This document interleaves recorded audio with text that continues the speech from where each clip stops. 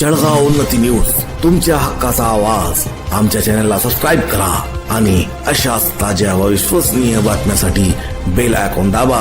तुमच्या विश्वासावरच उभे राहतो जळगाव उन्नती न्यूज. वृक्षतोडीचा भस्मासूर, 2 तालुक्यांमध्ये लाकूड माफियांचा उच्छाद, प्रशासनाचे सोयीस्कर दुर्लक्ष. प्रतिनिधी.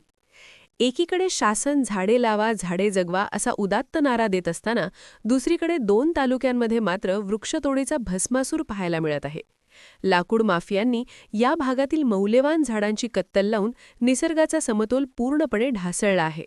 या अवैध व्यवसायात वन विभाग, महसूल विभाग आणि स्थानिक प्रशासनाची मूक संमती असल्याची चर्चा आता जोर धरू लागली आहे. शेतकऱ्यांची लूट, व्यापाऱ्यांची चांदी. उन्हाळ्याची चाहूल लागताच सूर्याने आग ओकायला सुरुवात केली आहे. अशातच लाकूड माफिया अधिक सक्रिय झाले आहेत. झाडांचा हंगाम संपल्यानंतर व्यापारी शेतकऱ्यांच्या बांधावर पोहोचतात आणि अवघ्या 2 ते 3 हजार रुपयांत एक मोठे झाड विकत घेतात. हेच लाकूड पुढे हजारो रुपयांना विकले जाते.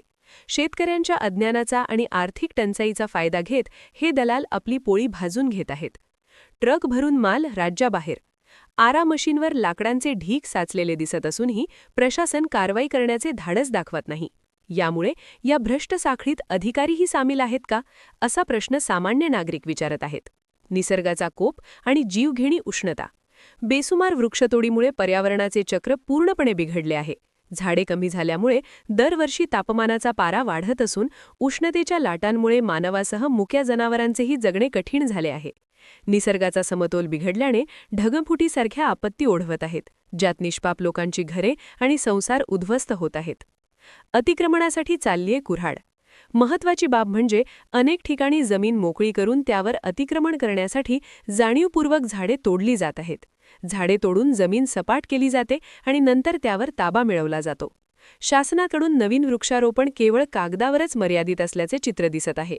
ड्रोनद्वारे पाहणी करून कारवाई करा. या अवैध वृक्षतोडीला लगाम घालण्यासाठी आता आधुनिक तंत्रज्ञानाचा वापर करण्याची मागणी होत आहे. प्रशासनाने ड्रोनद्वारे परिसराची पाहणी केल्यास कुठे आणि किती वृक्षतोड झाली आहे हे स्पष्ट होईल. तसेच अवैध वाहतूक रोखण्यासाठी नाकाबंदी कडक करण्याची गरज आहे.